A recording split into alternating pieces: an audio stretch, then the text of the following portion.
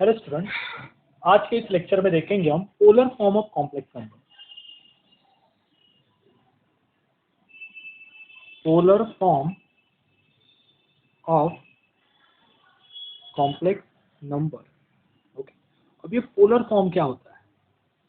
Polar form देखो, अभी तक हमने जो कोई भी कॉम्प्लेक्स नंबर देखे वो किस फॉर्मेट में थे? x प्लस आई वाई। ठीक है, अब polar form means what? Complex number होंगे r और थीटा के फॉर्मेट में। मतलब कैसे? देखो, कोई भी कॉम्प्लेक्स नंबर को हम इस तरह से अर्गेन डायग्राम पे दिखाते थे, x, y। ठीक है, इसको ऐसे लिखते थे ना। तो अब हमें उस कॉम्प्लेक्स नंबर को थीटा और ये जो r है रेडियस कह सकते हैं उसे, क्योंकि कॉम्प्लेक्स प्लेन एक सर्कल ही बनाते हैं फाइनली। तो इस रेडियस और ये थीटा, मतलब ये मॉड्यूलस और थीटा के साथ हमें उसको रिप्रेजेंट करना है। ठीक है, अब ये तो एक्स वाई के अंदर था, लेकिन आर और थीटा पैरामीटर के अंदर कैसे करेंगे? मतलब उसको ऐसे बाइंड करते हैं, z is equal to r cos theta plus i sine theta. ये होता है पोलर फॉर्म, पोलर कोऑर्डिनेट। ठीक है, जब आप ज्योमेट्री पढ़ते हो तो 3 तरह की ज्योमेट्री आपको पढ़ाई जाती है। ठीक है, जब आप 10th तक होते हो तब तक आपको कोऑर्डिनेट ज्योमेट्री पढ़ाई जाती है, या Cartesian coordinate, specifically Cartesian coordinate, मतलब एक्स एंड वाई के फॉर्मेट में। जब आप इंटरमीडिएट स्टेज पे आते हो, मतलब 11th 12th FY BSc, तब आपको पढ़ाया जाता है पोलर कोऑर्डिनेट। पोलर कोऑर्डिनेट वो होता है आर एंड थीटा, मतलब एक ही नंबर को दूसरे मेथड में कैसे रिप्रेजेंट किया जाता है। और जब आप हायर स्टडीज को जाते हैं तब होता है स्फेरिकल कोऑर्डिनेट, वो होता है साई एंड पाई के साथ। ठीक है, मतलब ये डिफरेंट है, इसके बारे में सोचो मत। ठीक, सो अब जब तक हम यही करते थे ना, एक्स प्लस आई वाई, एक्स को पकड़ो वाई को पकड़ो प्लॉट करो, अब ऐसा नहीं करने का। अब कैसे करने का? उसका आर्गुमेंट निकालो, उसका मॉड्यूलस निकालो, दोनों को कंबाइन करके कॉम्प्लेक्स नंबर को रिप्रेजेंट करो इस तरह से। ठीक है, इस तरह से ये होता है एक पोलर फॉर्म। ठीक है, कॉम्प्लेक्स नंबर का। और एक उसके अंदर आता है एक्सपोनेंशियल फॉर्म। एक्सपोनेंशियल फॉर्म ये भी पढ़ना है, लेकिन हम बाद में करेंगे उसको। ठीक है, तो पोलर फॉर्म क्या था? Polar form is in the form of r comma theta, that's why r cos theta plus i sin theta. मतलब अगर आपको z is equal to 3 + 2i दिया है और इसको कहा है कि पोलर फॉर्म में कन्वर्ट करो, तो आप कैसे करोगे?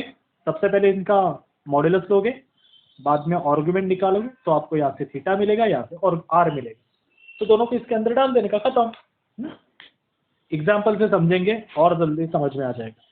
ठीक है, same exercise question number 4। Express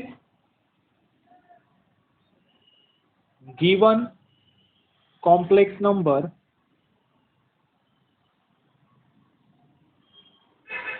in the form of I'm sorry, polar।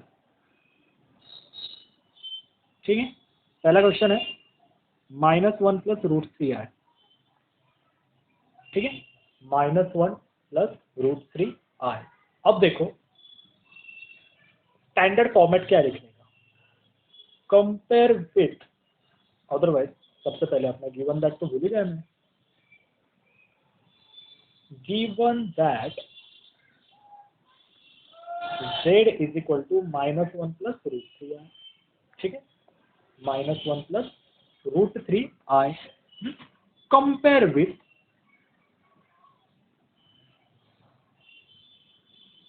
z is equal to a + ib, मतलब जो स्टैंडर्ड है उसके साथ कंपेयर करो। तो हमें a की वैल्यू क्या मिलेगी? -1। b की वैल्यू क्या मिलेगी? √3। देखो, ये पहला वाला a होता है, दूसरा वाला b होता है। ठीक है, now modulus of z is nothing but r। क्या होता है वो? a² + b² रूट के अंदर।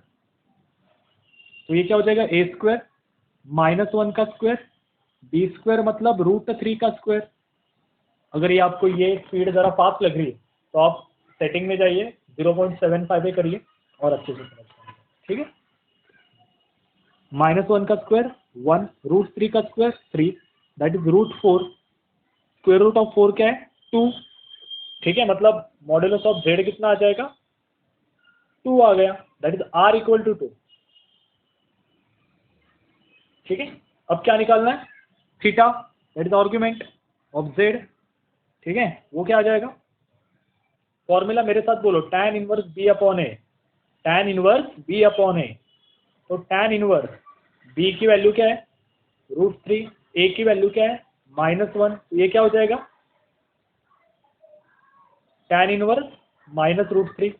अब मैंने क्या बोला था आपको लास्ट लेक्चर के अंदर, tan को निगेटिव पचता नहीं, हजम नहीं होता, ओमिट कर देता है वो, मतलब ये क्या हो जाएगा -tan इनवर्स √3। अब tan इनवर्स √3 कौन से एंगल पे आता है बताओ, tan इनवर्स की वैल्यू √3 कौन से एंगल पे आती है 60, दैट्स वाई -π/6 ओ π/3, ठीक है, 60 लिखना नहीं है किसी ने, रेडियन में लिख रहा है इसलिए मैंने रेडियन पढ़ा है आपको, -π/3 रेडियन, ठीक है, ये सी का सिंबल नहीं दिया तभी भी चलता है, हाँ चलो, लेकिन लेकिन लेकिन ये तो निगेटिव में, थीटा हमें निगेटिव में नहीं चलता, तो हमें उसको एक एप्रोप्रिएट मैनर में लिखना है। सबसे पहली बात, ये कहाँ पे बिलोंग करेगा, ये है निगेटिव, ये है पॉजिटिव, तो निगेटिव पॉजिटिव का कॉम्बिनेशन कहाँ बनता है सेकंड क्वाड्रेंट के अंदर, तो सेकंड क्वाड्रेंट के अंदर थीटा क्या होता है पाई माइनस थीटा, तो theta is equal to actually pi minus theta, ठीक है, तो पाई माइनस थीटा कितना आया π/3, तो ये कितना हो जाएगा 3π - π 2π/3, तो ओरिजिनल थीटा की वैल्यू कितनी आ गई अपनी 2π/3 और आर कितना आया 2, तो देखो आर आ गया 2, थीटा आ गया 2π/3, तो पोलर फॉर्म क्या है, the polar form of complex number z is r is equal to is r into cos theta plus I sin theta, ठीक है, तो ये क्या हो जाएगा r की वैल्यू क्या है 2, cos theta that is 2π/3 plus I sin 2π/3, इस तरीके से, ठीक है, इस तरीके से आपको करना है, ठीक है, इस तरीके से वेरी इजी। क्या करना है आपको, सबसे पहली बात आर को निकालना है, उसके बाद थीटा निकालना है, बस थीटा निकालते हुए ध्यान इतना रखना है कि आपको क्वाड्रेंट चेक करके वैल्यू निकालनी, ठीक है, चलो और एक टर्म लेंगे, मजा आ रहा है, सेकेंड वन -i, तो मुझे एक बात बताओ, नाउ गिवन दैट, गिवन वगैरह नहीं लिखता मैं, एक स्टेप बाय स्टेप आपको फॉर्मुलेशन बता देता हूँ कैसे करना, z कितना दिया है -i, क्या मैं इसको ऐसे लिख सकता हूँ 0 - i, एक ही बात हुई ना, ओके, सो यहाँ से a की वैल्यू क्या आ जाएगी 0, b की वैल्यू क्या आ जाएगी -1, देखो ना इसका कोएफिशिएंट क्या है 1 ही है ना, मतलब -1 due to this minus sine, okay, so z कितना आएगा √a² + b², दैट इज 0² + -1 का square, that is z is equal to 0 का स्क्वायर 0 -1 का square 1, that is √1, that is 1, तो r इज इक्वल टू 1, ठीक है, r की वैल्यू क्या आ गई -1, ठीक है, अब टारगेट क्या है अपना थीटा का टारगेट है, ठीक है, तो argument of z is equal to tan inverse b upon a, okay, so यहाँ पे b की वैल्यू क्या है -1, a की वैल्यू क्या है 0, we know that 1/0 is infinity, ठीक है, tan इनवर्स इंफिनिटी, tan की वैल्यू इंफिनिटी कहाँ पे आती है π/2 के ऊपर ना, tan की वैल्यू इंफिनिटी कहाँ पे आती है π/2 के ऊपर, तो यहाँ पे देखो, यहाँ पे थीटा कितना आ गया π/2, लेकिन ये भाई साहब कैसे है पॉजिटिव, ये भाई साहब कैसे है निगेटिव, तो प्लस और माइनस का कॉम्बिनेशन कहाँ बनता है यहाँ पे, तो यहाँ पे मैंने थीटा क्या लिखवा के दिया था माइनस थीटा, तो आपको थीटा क्या लिखना है -π/2, गॉट इट, इस तरीके। नाउ पोलर फॉर्म क्या है,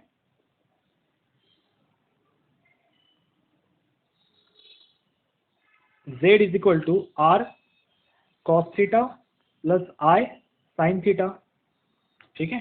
सो r क्या है अपना 1, cos थीटा कितना है cos -π/2 plus i sin π/2। Value नहीं लिखनी है, अगर वैल्यू लिखनी होती तो ये नहीं लिखवा के देता, बस इतना ही लिखना है, खत्म, माइनस, ठीक है, माइनस बस इतना ही करना है आपको। नेक्स्ट वन, थर्ड -1, ठीक है। सो यहाँ पे z इज इक्वल टू क्या मैं ऐसे लिख सकता हूँ -1 + 0i, तो यहाँ से a क्या मिलेगा -1, b क्या मिलेगा 0, ये क्यों लिखवा के दे रहा हूँ आपको a -1 + 0 है, ताकि आपको इजी जाए, आपको पता होना चाहिए कि कहाँ पे क्या कर रहे हैं, ठीक है। सो मॉड्यूलस ऑफ z कितना आएगा √a² + b², जब भी मैं फॉर्मूला लिखता हूँ मेरे साथ दोहराओ, ये हो जाएगा -1 का स्क्वायर 0 का स्क्वायर, -1 का स्क्वायर 1, 0 का square 0, that is √1, that is 1, तो r की वैल्यू क्या आ गई √1।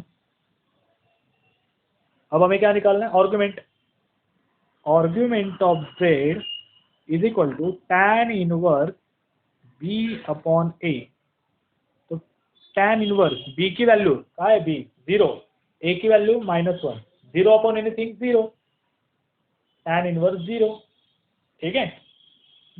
अब मुझे एक बात बताओ, tan की वैल्यू 0 कब होती है 0 डिग्री के ऊपर, तो थीटा इक्वल टू 0। अब चेक क्या करें कौन से क्वाड्रेंट में है, ठीक है।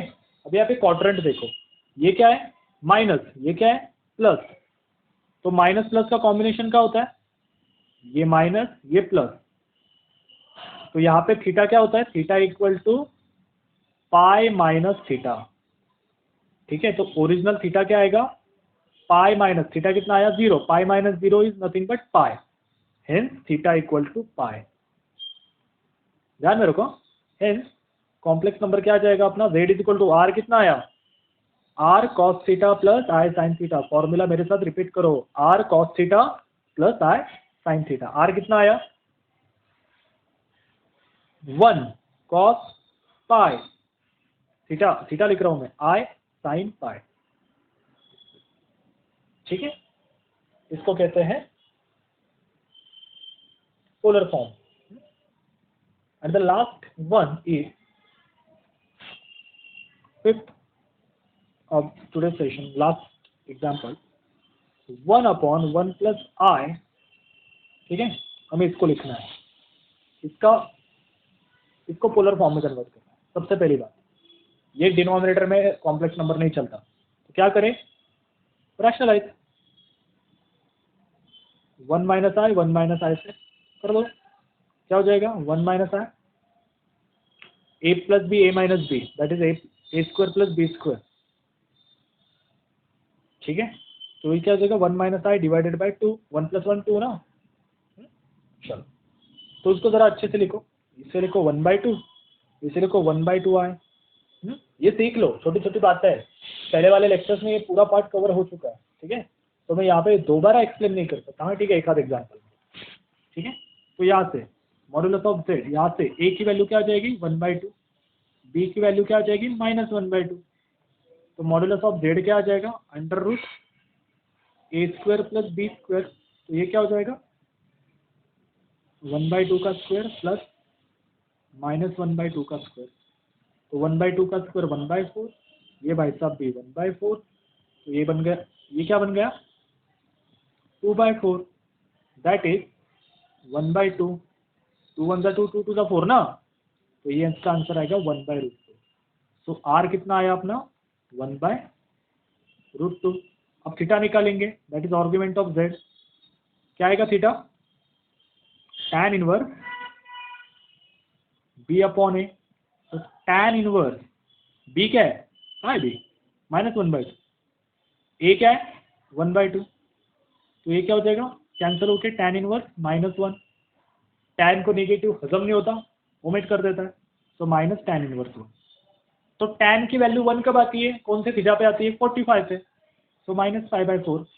एंगल लर्न कर लो, ठीक है, इसके ऊपर भी एक टेस्ट रखनी पड़ेगी शायद, ठीक है, लेकिन ये ओरिजिनल थीटा नहीं है, ये डुप्लीकेट है। अब क्वाड्रेंट चेक करेंगे, ये है प्लस, ये है माइनस, कहाँ पे आता है प्लस माइनस, यहाँ पे थीटा क्या होता है नेगेटिव, चलो अपने आप सही थीटा आ गया -π, ठीक है, तो theta is accurate. So polar form क्या होता है, z is equal to r cos theta plus i sine theta, r कितना आया 1/√2, आर कितना आया 1/√2, थीटा कितना हो जाएगा फिर कॉस -π/4 प्लस आई साइन -π/4, ठीक है। तो आज के लेक्चर में बहुत इतना ही। अगर आपको कोई डाउट हो इसके रिगार्डिंग कमेंट सेक्शन में कमेंट कर दो, इसके रिगार्डिंग डाउट है इसके ऊपर भी एक लेक्चर बनाना पड़ेगा, ठीक है। चलो, thank you so much, have a good day, bye.